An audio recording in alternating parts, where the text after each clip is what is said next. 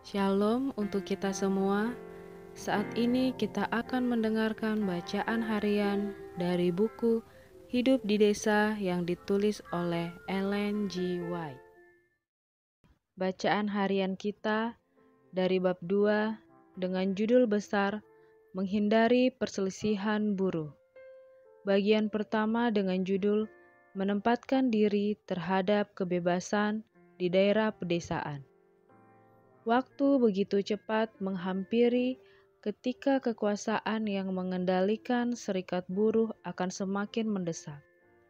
Lagi dan lagi Tuhan memerintahkan umat-Nya untuk membawa keluarga mereka pergi dari kota-kota menuju pedesaan di mana mereka dapat mengumpulkan persediaan mereka sendiri.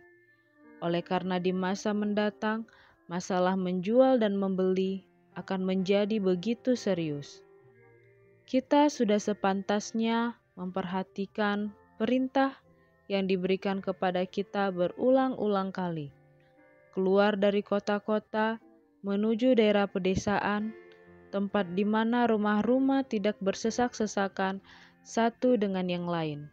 Tempat di mana kamu akan bebas dari pengaruh musuh. Letter halaman 5, 1904. Hindari perselisihan partai. Manusia telah bersekongkol melawan Tuhan Sang Empunya. Persekongkolan ini akan terus berlanjut sampai Kristus akan meninggalkan tempat perantaraannya di depan tahta rahmat dan akan mengenakan jubah pembalasan. Agen-agen setan ada di setiap kota, sibuk membentuk partai-partai yang akan menentang hukum Tuhan. Para rohaniawan terkenal dan orang-orang kafir akan berdiri bersama partai-partai ini. Tidak ada waktu bagi umat Tuhan untuk menjadi lemah. Kita tidak boleh lengah walau hanya seketika. Testimonies for the Church, jilid 8, halaman 42. Masalah buruh di waktu mendatang. Serikat dagang akan menjadi salah satu agen yang membawa permasalahan ke atas bumi seperti yang belum pernah terjadi sejak dunia diciptakan. Letter halaman 200 1903. Perselisihan antara Konfederasi Dagang dan Serikat Pekerja. Pekerjaan umat-umat Tuhan adalah mempersiapkan diri menyambut kejadian-kejadian di masa yang akan datang yang segera akan menghampiri mereka dengan pemaksaan yang membabi buta.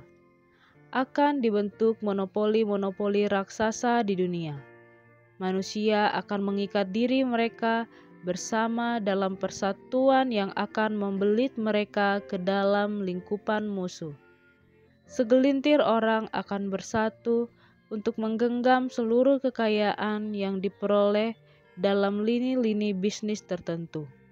Serikat dagang akan dibentuk dan barang siapa yang menolak untuk bergabung ke dalam serikat ini akan menjadi orang-orang yang ditandai. Letter halaman 26 1903. Bersiap menghadapi permasalahan. Serikat dagang dan konfederasi dunia adalah perangkap.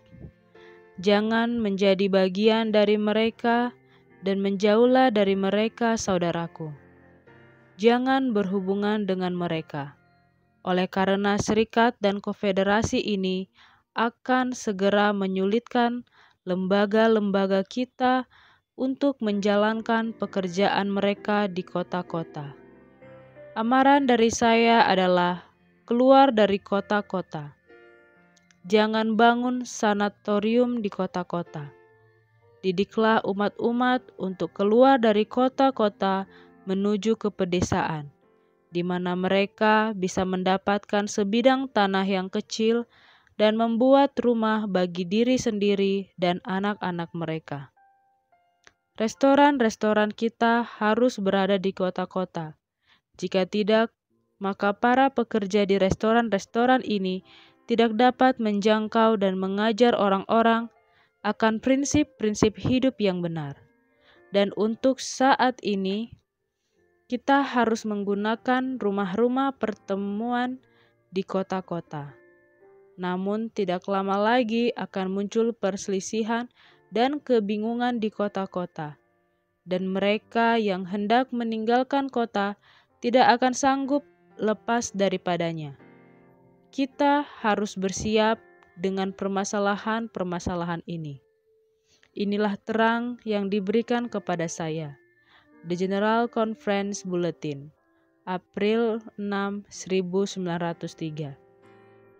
Mempertahankan kepribadian kita. Selama bertahun-tahun kepada saya diberikan terang khusus supaya kita jangan memusatkan pekerjaan kita di kota-kota. Kekacauan dan kebingungan yang melanda kota-kota ini, suatu kondisi yang disebabkan oleh serikat pekerja dan perselisihan yang terjadi, akan menjadi halangan yang besar bagi pekerjaan kita. Manusia sedang mencari orang-orang yang terlibat dalam berbagai perdagangan di bawah ikatan serikat-serikat tertentu.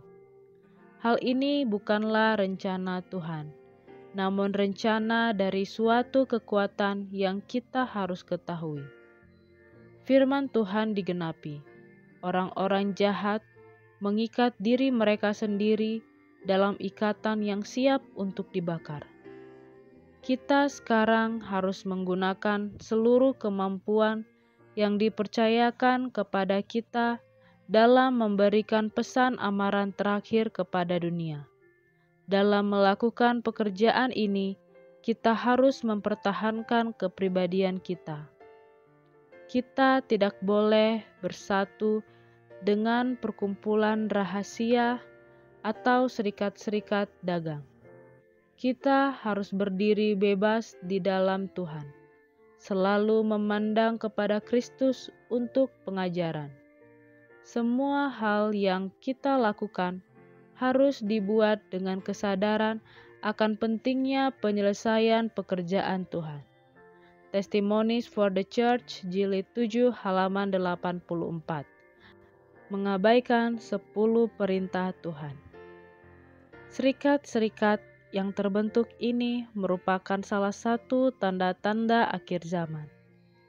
Manusia mengikat dirinya dalam ikatan yang siap dibakar. Bisa jadi mereka adalah anggota-anggota gereja. Namun, sementara mereka menjadi bagian dari serikat-serikat ini, mereka tidak mungkin bisa memelihara hukum Tuhan.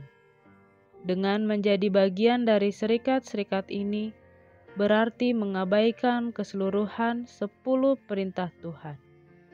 Kamu harus mengasihi Tuhan Tuhanmu dengan segenap hatimu, dengan segenap jiwamu, dengan segenap kekuatanmu, dengan segenap pikiranmu, dan juga mengasihi sesamamu seperti dirimu sendiri.